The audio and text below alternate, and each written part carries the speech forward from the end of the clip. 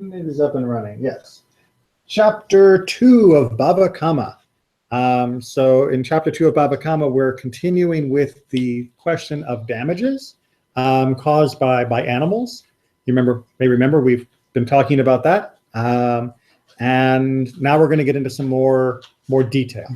A reminder of the two different categories of attested and non-attested damagers. That you have animals that are either known or you should know better in regards to them in certain ways. That's the mu'ad, right? That you should be taking certain precautions and therefore you are more responsible for damages caused. And then you have animals, either whole categories or types of damages they do that are called tam, meaning that it is unexpected and therefore no reasonable person would have been preventing it, would have been taking precautions, so we're not going to hold you as responsible for the damages the animal causes. And so we're going to get down into the grain, the granularity of what types of damages, when, where, how, and how much. Good? Good. Should we just bounce back and forth for reading? Okay. All right. Anything that I am responsible to guard. Hold on. I think you might be reading a different thing than I've got. We need chapter 2, Mishnah 1. Oh, my mistake. There you are. I was on chapter 1, Mishnah 2. Ah. Close. Inverse. How is the leg of a beast, right? Mm-hmm. Yep. How is the leg of a beast an attested danger to break what it tramples upon as it walks along? Right. So this is basically asking, under what circumstances would we say that the animal is mu'ad while it is walking? Because do you guys ever dealt with animals? Have you ever been around farm animals at all or anything? I mean, because dogs and cats, it's a little bit different. But, if you've ever been with like a horse, you watch your toes around the horse. Sometimes you can think the horse is doing it on purpose. Other times it's just, they're just walking. Oh, some horses, it's just sort of, they just step over a little bit and it's like, really? You've got to watch your feet. But if you're walking, your goat through a herd, through the town square, or if you're bringing them through your neighbor's, back field or something, you're going to have to expect that those hooves, thump, thump, thump, thump, thump, are dangerous in some ways. They're going to cause damages of some kind. But when and what would be a normal damage that you are therefore more responsible for, and what would be a weird damage which you are less responsible for? So that's what we're going to find out in part A. A beast is an attested danger only insofar as it goes along in its usual way and breaks an object. Right. So cow walking along and it goes crushes a pot or something. Well, yeah, cows walking are going to step on things. And if you were leading the cow through the area and you didn't watch to see what was under its feet, bam, you're responsible. Right? What kind of idiot walks a cow through the middle of the pottery barn without expecting it to step on a few things? So in its normal way, that's the main thing, right? Is the way that cows walk, that's what we're worried about. As opposed to, if it kicked, or if small stones were tossed out from beneath its feet and it thus broke other vessels, one pays half damages. All right, which means that those are more in the category of tam, that you're not expecting that a cow is going to, as it's walking along, kick a pebble, the pebble is going to fly over and knock, some pot way out of the path of the cow. Like, who expected that? So you pay half damages rather than full damages, because you wouldn't expect a reasonable person to be, putting up giant screens around the cow because of flying rocks. And the kick as well.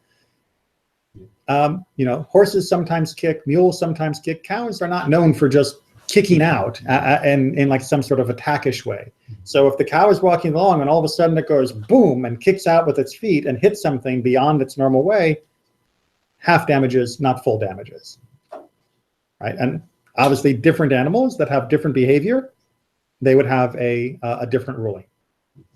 Onward for part C. If it trampled upon a vessel and broke it, and this broken vessel fell upon another vessel and broke it, the first one pays full damages, and for the other, half damages. Right, so this is the Rube Goldberg of damages, right? You smash one thing and it falls over and smashes another thing and it falls over and smashes and like every, Three Stooges movie or something, where you cause one problem and it just cascade effect.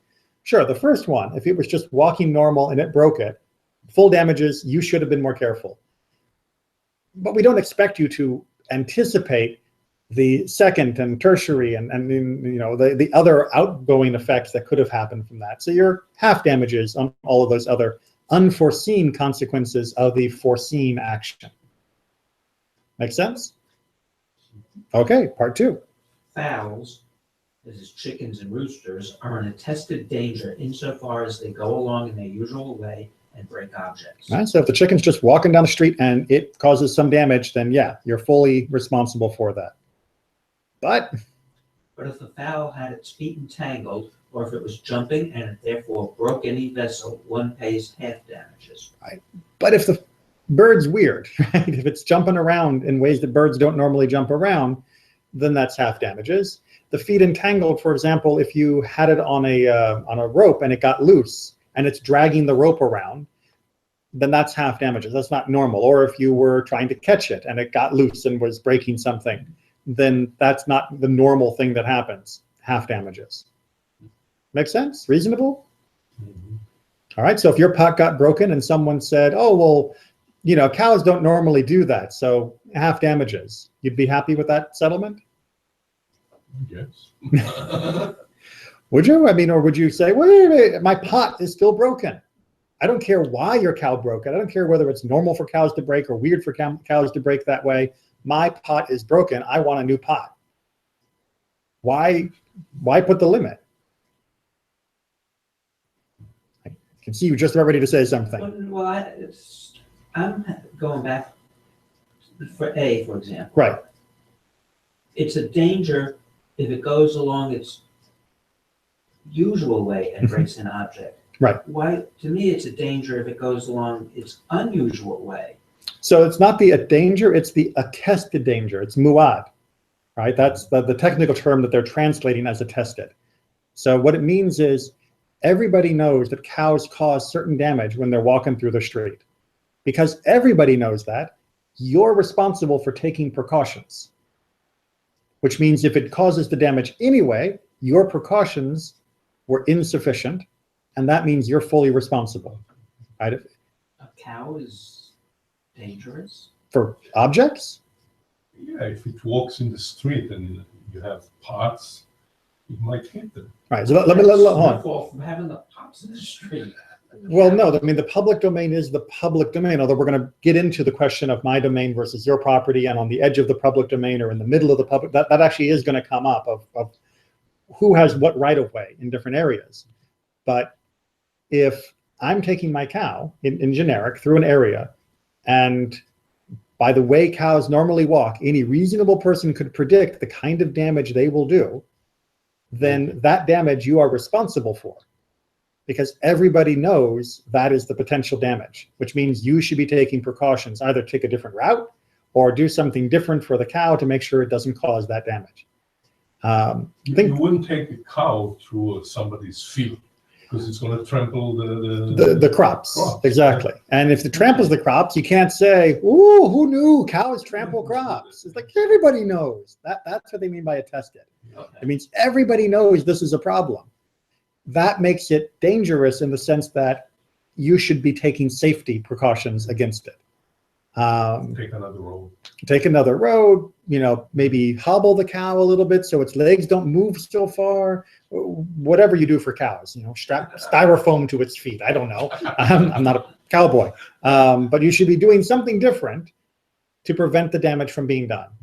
And if your damage still gets done, you failed. And because you failed, you're on the hook, right? You're responsible. On the other hand, if the cow behaves in a way that is totally uncharacteristic for cows, or we're going to see also for uncharacteristic for this cow, then you're not responsible as much for the damage it does, because who knew, right?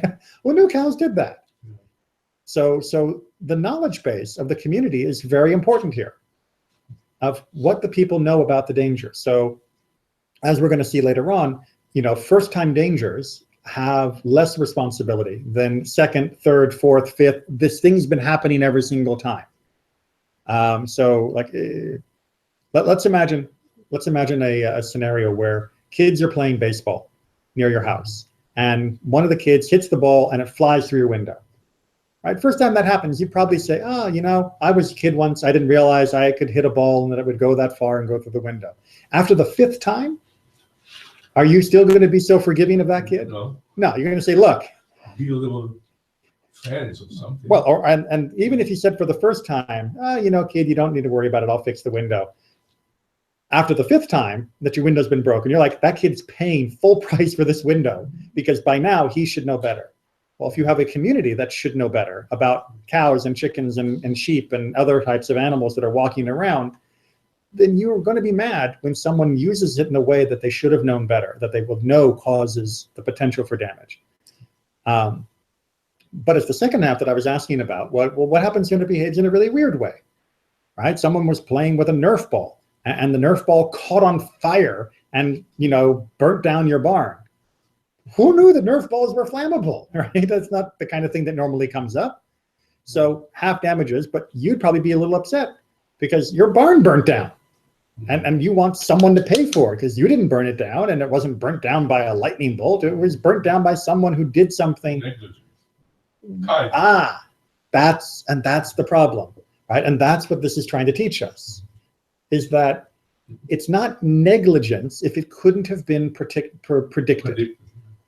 And if it's not negligence, then yes, you might be responsible for the outcome of your actions, but you're not as responsible because you didn't know any better. Nobody knew any better. Nobody knew that this was a problem, or else you would have been warned. Don't do that because that thing can catch on fire.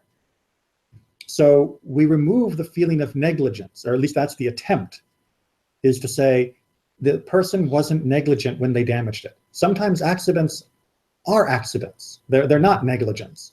And we need to be able to tell the difference when we are the victim of such accidents, so that we're not saying he did it on purpose or he was careless. Well, no, actually he took reasonable precautions and it still happened. He's responsible somewhat because he was the person who set the action in motion, but it's not the same as him being careless. And being able to see the difference between that in life is a really important way to get along in a society. That's a really important way to just have a good relationship with your own life, so that when the tree from your neighbor falls and crushes your car, and there was no reason to believe that tree was a danger, it was just a normal tree and it didn't look weak, it wasn't old, it wasn't rotten, it was not unbalanced, it just happened. That you don't go flying off the handle at your neighbor of, oh, you're so terrible, your tree destroyed my car, why did you do that? It's like, I didn't do that. Nobody would have blamed me for the tree except you, so maybe you shouldn't be blaming me. Maybe you should instead be happy that I'm still paying you half the price for the damages. All right, let's move on to Mishnah 2. My turn. Your turn. Mishnah. How is the tooth of a beast an attested danger to eat that which it is fit to consume? Right. So the idea being that we've talked about regel, the foot. Now we're going to talk about shin, the tooth, right? So animals walk, and when they walk, they can cause damage. Animals also have these things called teeth. They have these mouths, and they can cause damage with their mouths. Bite somebody? Well, but that's going to be the question, right? What counts as normal behavior for an animal with its mouth? Is somebody here? Yeah. Oh, okay. Really, half an hour.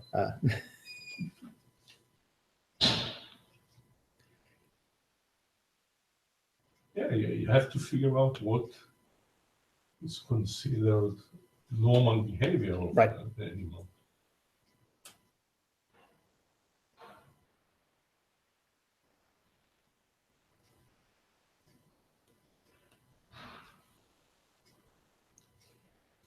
Just wait for everybody to come in. Okay, so you have to figure out, as you just said, normal behavior. Grab one of the copies there. We're on chapter 2, Mishnah 2. Okay. Right, so what is the normal behavior for an animal that is eating something? And how do we consider it to therefore be an attested, a mu'ad, a danger that you should have been expecting? All right, so part A. Part A. A beast is an attested danger to eat fruit and vegetables. Right. Makes sense? Right, because that's what they eat. Yeah. A cow walks through the street and she sees orange or fruit or something. It's That's what they eat. I mean, they're a cow, right? And you, the owner of the cow, should know that if you walk your cow past my strawberry stand, that the cow has a good chance of eating the strawberries. And therefore, you should be taking better precautions. If, however, if however it ate clothing or utensils, the owners pay only half of the damage. right, because it's your shirt, that's not what they normally eat. And so when the cow turns around and is chewing your shirt, what are you doing? It's ruined my shirt. You got to owe me a new shirt. No, I owe you half a shirt, right? Because I had no way to expect that my cow, which doesn't normally eat shirts, it doesn't live on shirts. That's not what I feed it in the barn is shirts, a big pile of shirts for dinner. I had no way to expect that it was going to eat a shirt because that's not what cows eat, right? Cows eat hay, they eat vegetables. Therefore, when it eats your spoon, I'm not responsible for it the same way. You can't blame me. I'm still going to have to be somewhat compensating you because, well, I did introduce the issue to introduce the cow to the situation, but it's not really to blame me. Mm-hmm. However, now we're going to introduce another wrinkle in trying to settle these cases. Part 2. Part 2. When does this apply? Go ahead. Yep. A. This applies in the domain of the damaged party. All right, go ahead and read the next one too, because we might as well get it on the table. But if it was within the public domain, the owner is not liable. Okay, so all right, this is my yard. Didn't need that line. And this is the road. All right, and I'm coming along with Cow. it's a cow. That's cow. That's a cow. You're just gonna have to trust me. It's got horns. All right, that's a cow. When the cow is walking along and it's eating, if it comes through my yard and out the other side and it eats something in my yard, I am responsible for what it did. But on the other hand, excuse me, if the cow is walking along and it eats that hay that you have, that's hay, stacked up outside your property as it goes past, then I believe, as you said earlier, what are you doing leaving hay out in the middle of the street, right? Then I'm not responsible for what the cow has done. Now it's you failed to take the precaution to prevent the cow from eating what's there. Make sense? It makes sense, but it's a little tricky. Because maybe the guy was trying to sell the hay, and that's why he was putting it in the front of the yard, so people on the road can see it and come and buy it. So let me put another question. If the cow got sick from eating your hay, which you had put in the road, who's responsible for the sick cow or the eaten hay? I think we need the lawyer for that. The same thing. Yeah. Sounds like you need some lawyers to handle it. That's what we do. And even in American law, right, just like within Jewish law, the lawyers, they don't just argue, they look at the law and then they try to present the best case using the law on their client's behalf, right? So this is, the court is supposed to use the law, the Mishnah, based on the Torah, to find what is the best answer to the situation that has happened, to who's really responsible for what and who owes whom which payment. And so this is introducing this additional condition of, well, where did the damage happen? Between private property and public property, the private domain and the public domain. And there's a greater feeling of responsibility if it's in the private domain of the damaged party than if it's in the public domain, which belongs to neither party, and which is assumed to be a publicly owned and accessed area. Therefore, neither person has a primary right to believe their goods or their animals will be unmolested in that area, right? Because it's public. Stuff happens there. That's why you're more careful in the public domain.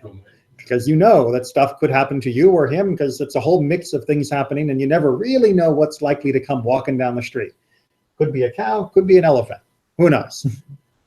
So yeah, it makes sense in this sense. Mm-hmm. If you have a cow and you put your hay for sale in Right. front of the yard, and the cow comes and eats it, it's the owners of the cow responsibility to prevent the cow from coming to eat. Right. You know? And then in this case, it will be full damage. Exactly. Yeah. Okay. But if it's Good just, lawyer. but other things can change it, which is sort of what we're going to get in part 3. Part 3.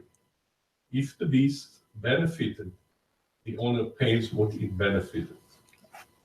Okay. Why? That doesn't make sense because they benefit in everything they do. Okay. The explanation is crazy. Well, what's that? Yeah, it's going to be a little unusual here. Okay, so let's work this out. Actually, go ahead and read the rest of it, because there's a whole bunch of in and outs that we're going to need to just get up on this board. Okay. So 4. 4, and then 4A, and A. yeah. Okay, 4. How does the owner pay what the animal benefited? Mm-hmm. If it ate from the middle of the marketplace, the owner pays what the animal benefited. If it ate from the sides of the marketplace, the owners pay for the damage the animal did. And go ahead and do C and D. If it ate from in front of the store, the owner pays for the animal benefited. If it ate from inside the store, the owners pay of the damage the animal did. So what we're doing here is refining that damages can be liable even in the public domain, right? Even in that street, but it's going to be less responsible depending upon where it is and therefore what happened for the animal. So the example that they use is a nice one because it's something that's at least kind of reasonable. So, imagine I'm the butcher, right? And you've got a dog, and in my shop, I've got all these lovely pieces of meat hanging in my shop, and I'm like upmarket butcher, right? I am the expensive butcher in the town. So, all my meat is all my meat is at least $100 for a steak, right? This is expensive meat. And your dog comes along, and your dog grabs one of my steaks, runs off, and eats it. Well, if I pay for the benefit, right, the benefit to the animal, that means I pay for the value of the dog food. The dog food? Well, yeah, that the dog ate food, Yeah. right? Now, But it's a the dog, steak. but the dog didn't know that. Right? The dog just knew food. So what does dog food normally run, right? Let's say it's, $5 or, it's $5 a pound for dog food. So he ate 10 pounds of steak. That would be $50 worth of dog food damages, right? Because that's what the dog benefited. He benefited by eating this. And if it was less, if he benefited like only $1 worth of dog food, I'd owe you $1 for what he did. On the other hand, if he did for the damage, that is the cost. That is the cost of the thing that was damaged, right? So if it's $100 steak and your dog ate it, you're paying $100. It doesn't matter that your dog just was eating. Your dog caused $100 worth of damages. Your dog is paying $100 worth of damage. All right, so now with that in mind, let's plug it into our little chart here. Right? If it happens in the middle of the marketplace, then you pay for the benefit. If it happens at the side of the marketplace, then you pay for the damage. What's the idea that's happening here? How are we viewing if this is in the center of the marketplace versus if it's at the edge of the marketplace? Which is more public?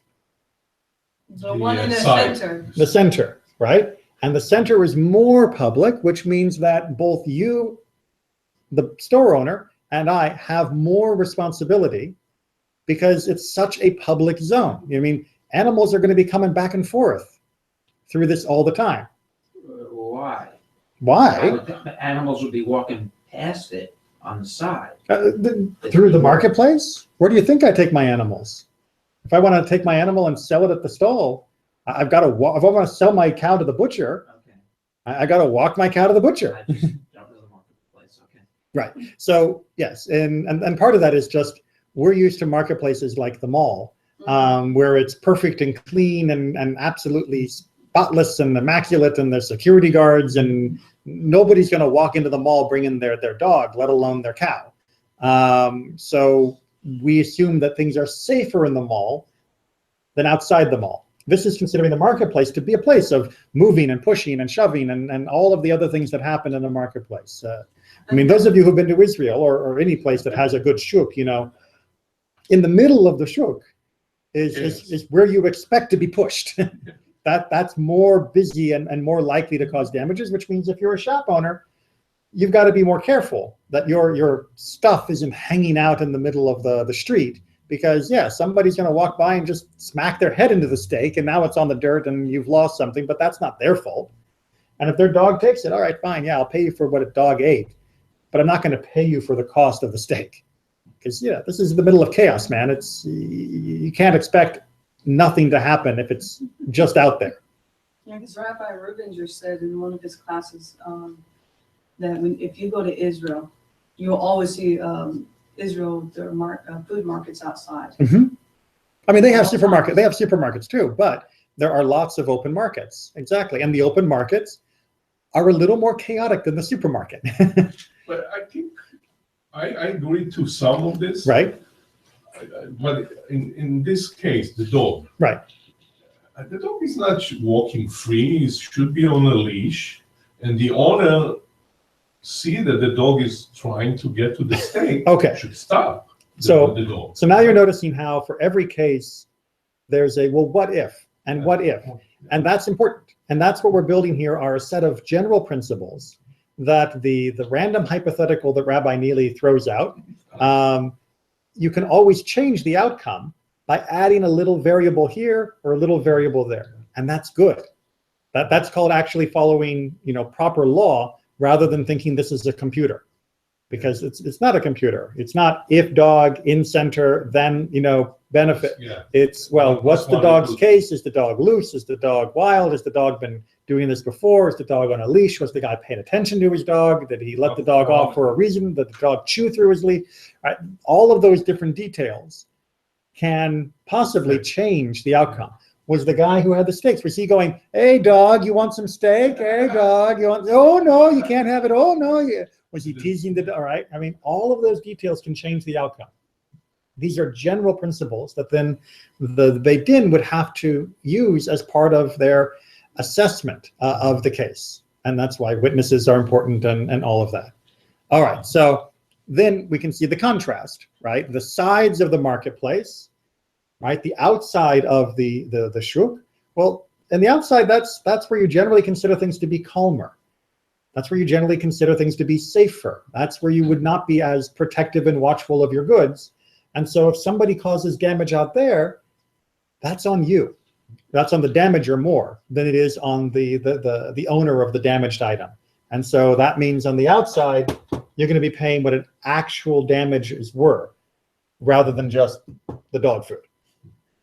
Makes sense? And the same thing inside the store versus outside the store, right? It's inside the store. You really, what's going on here? This is my most private domain, and you're now coming into it. You're paying the full damages. But in the front of the store, the dog jumps up and does whatever.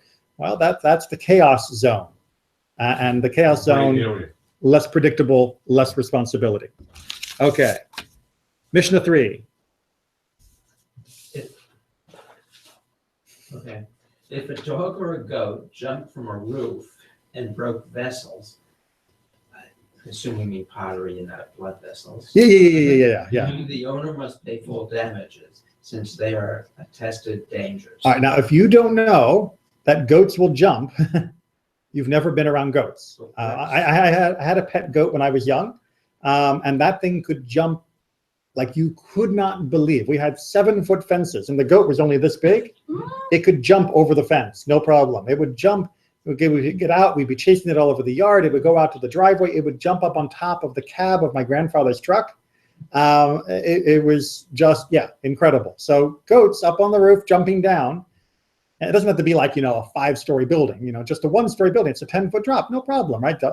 Goat jumps off, lands. It thinks it's landing on something solid, but it's really clay. It breaks, it runs off. You're responsible. Why? Because goats do that. So you let your goat get up on the roof and it's jumping off and breaking my pot. You failed. You failed as a goat owner, and therefore you are fully responsible. And apparently dogs did that as well. Nowadays, I've never seen a dog do that, but apparently they did. And since I certainly can agree with the goat part, I'm willing to give them the benefit of the doubt that dogs will sometimes jump from a higher area, like cows don't, but dogs might. And when they land, they may have thought that was solid, but now they're breaking it. All right, part 2. A dog that took a cake while there was a cinder attached and went to a stack of grain and ate the cake and burned the stack of grain. All right, I know, it sounds weird. This is not so crazy. Honest, this is not so crazy. So who here has an oven? Yeah, right? In the ancient world, there was a shared oven, right? A tanur. And usually what it would be like would be, you'd have like some that were like this, and there'd be like a little hole here, and you would build the fire inside, and you'd put your dough on the outside like pita, and it would cook on the outside shell of the oven.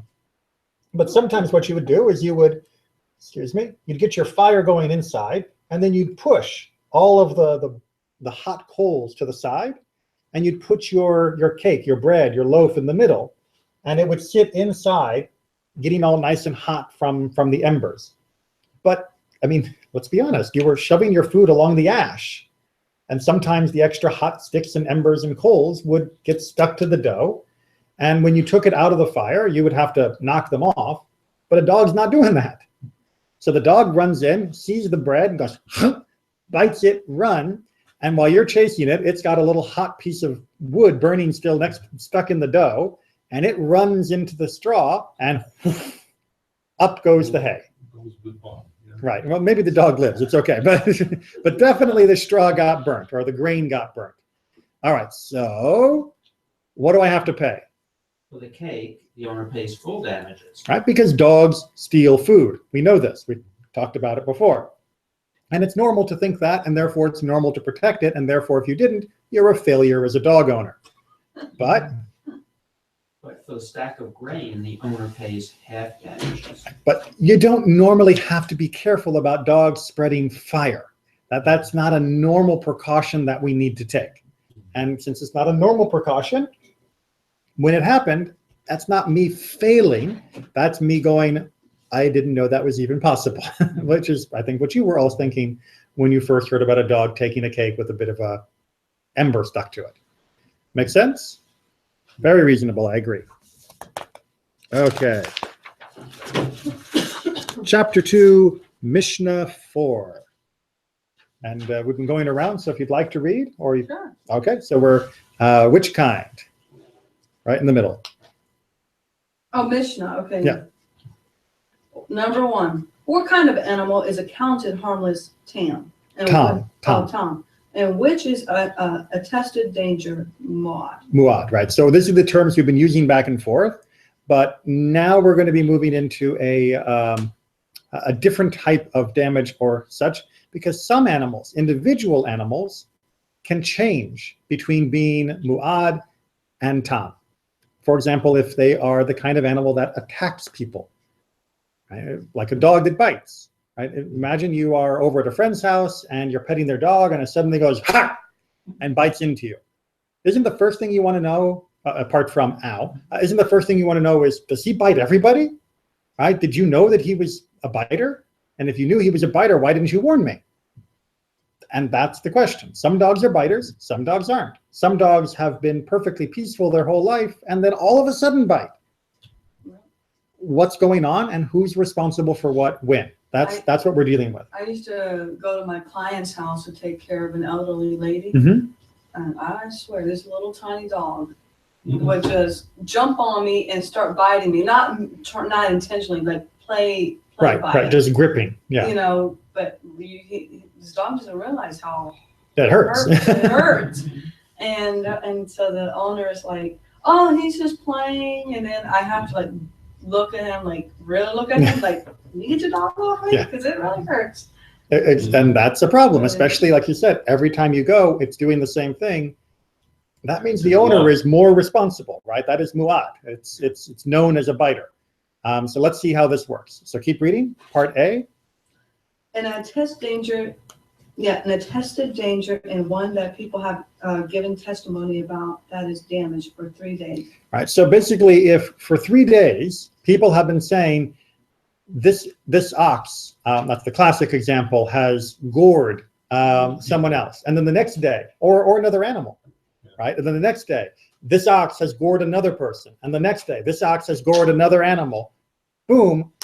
He's a muad. He's muad now. The animal has the stamp of being a dangerous animal. A red flag. A red flag, right? So now everybody knows this is a gorer.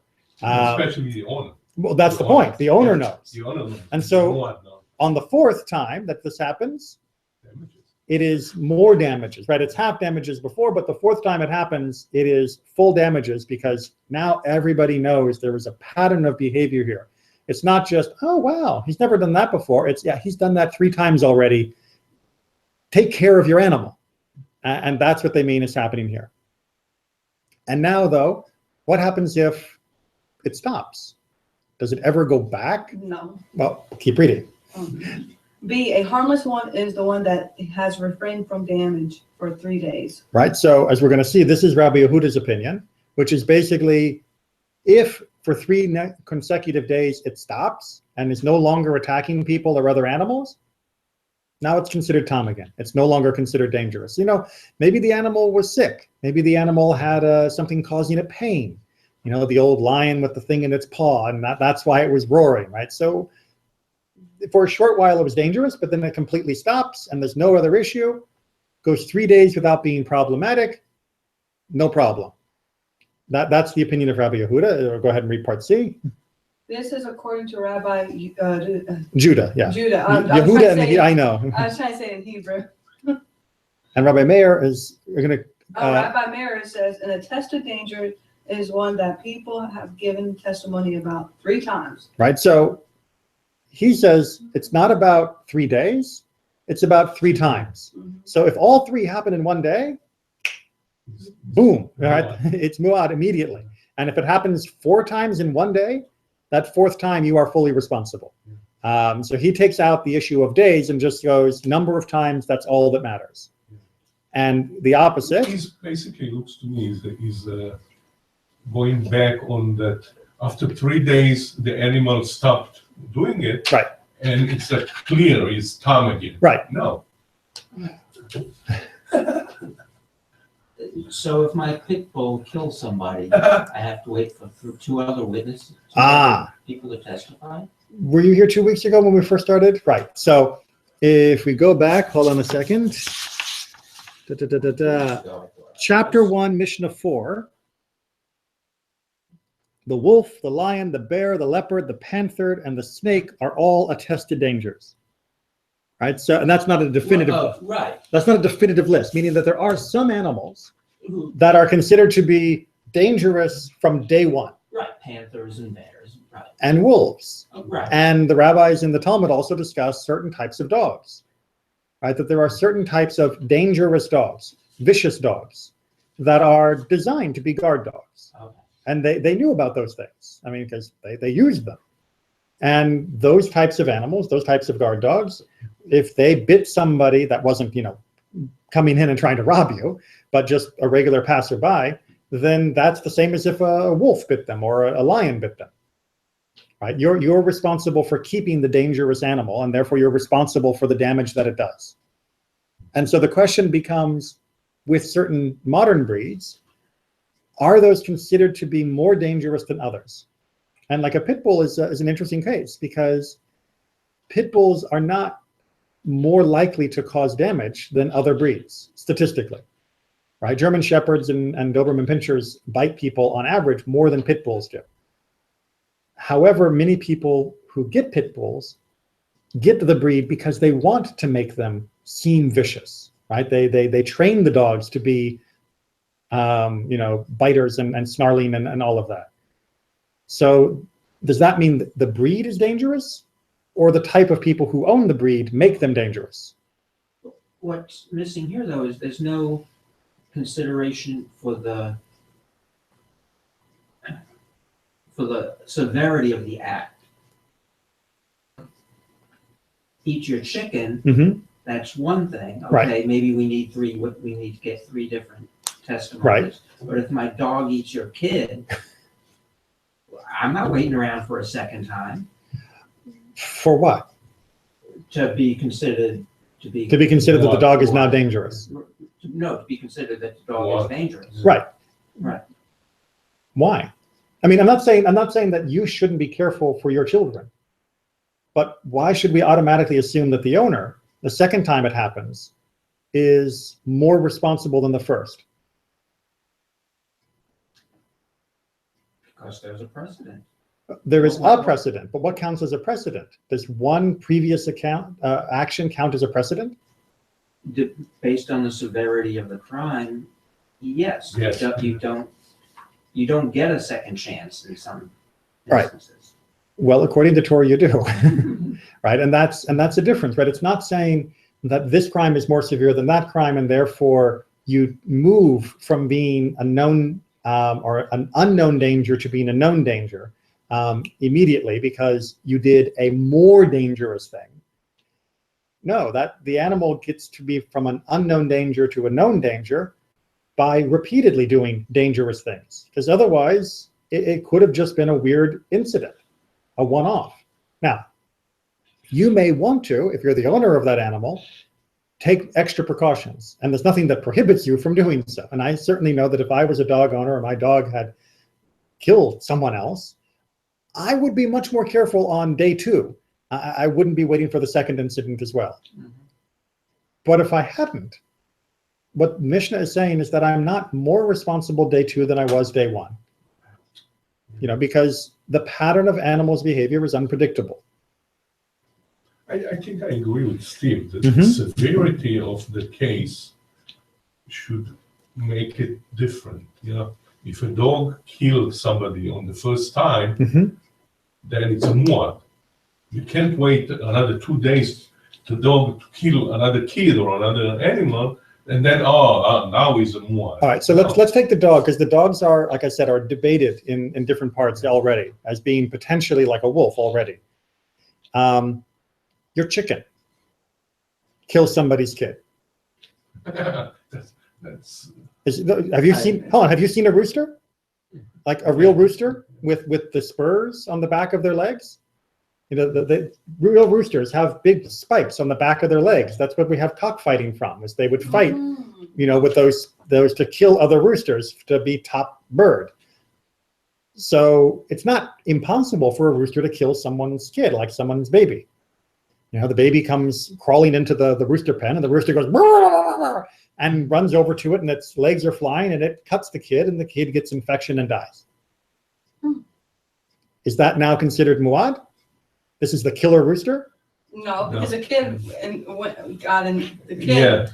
was going in instead of Parents. to his territory. Okay, so let's imagine the rooster did it in the street, right? It jumped over the wall and did it in the street because it was and the kid got killed. Maybe not necessarily directly, maybe an infection and it died, right? That it got sick, or it bled, over the next day or so and then died. Not a lot of good medicine back then. Is this now considered the killer rooster of Winter Springs? Well, yeah, at the end of the day, yes. But I mean, would you now think, man, I make you bet that rooster will kill again if he gets the chance? No, I mean, You probably wouldn't. That is what muad means. Muad means if it gets the chance, it will do this again. Therefore, I'm responsible as the owner to prevent it from being able to do it again. But if you said, that was just a freak occurrence. Mhm. Who would have thought the rooster would do that? It's not about the severity, it's about the propensity of the crime, right? How likely is it to do this again? Now, with a dog, I think it's easy for us, especially in the modern world, because we have many laws about dog attacks that already have given us a certain attitude towards whether we think dogs will or won't attack again. But it's not the severity that's being discussed here. It's how convinced are we that this is not just a one-off occasion? Because if it's just a one-off occasion, it's just a one-off occasion. Because what we are talking about is limiting, or in some cases destroying, someone else's property. Right? My ox, if you want to tell me my ox is now dangerous and I have to take special precautions with it, that's going to severely limit how I can use my ox when I'm out in the field, how I have to keep it under lock and key, about what I can do when I'm plowing with it. You are severely hurting what I can do with my property once you call it muad. It's mine, right? I have a right to use it, provided it's not dangerous. So when you call it dangerous, you have to have a justification.